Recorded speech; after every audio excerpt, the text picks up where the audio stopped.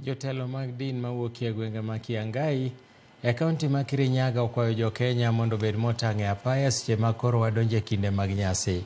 Ka giwuoyo e kinde mane gitimo alam e apaya mawuok Kiangai kochomo Kagumo, riwruoge mopogore opogore kod jotelo mag din wacho ni giikore mar timo alam makende mar geng'o masiche ma kinde ka kinde timore e ndalo mag nyasi. Bende gikwayo joriembo kod jowuoth mondo obed motang' e kinde ni moganda mathoth koro ikore mar dhi e wuodhe mag giko mag nyasi e higa ka higa.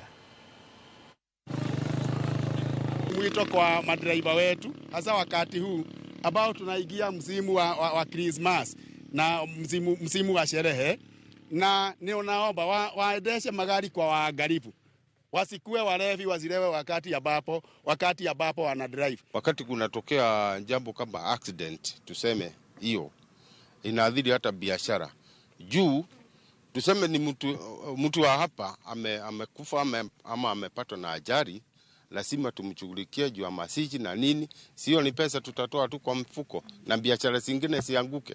Na tunasikia uchungu sana kama wamama, kwa sababu wale wamekufa katika hii barabara wengi wao ni vijana.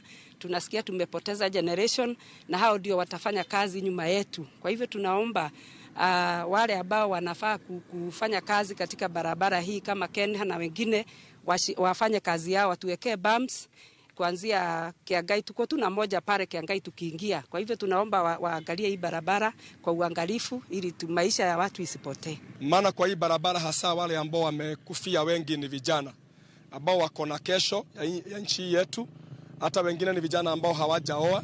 Kwa hivyo tukaona leo tusimamishe mambo mengine saa 8 ya leo, kabla ibada zetu tukuje kwa hii barabara tuiombe, tuinue madhabahu ya Mungu juu ya madhabahu zingine zote zinazoleta umwagikaji wa damu.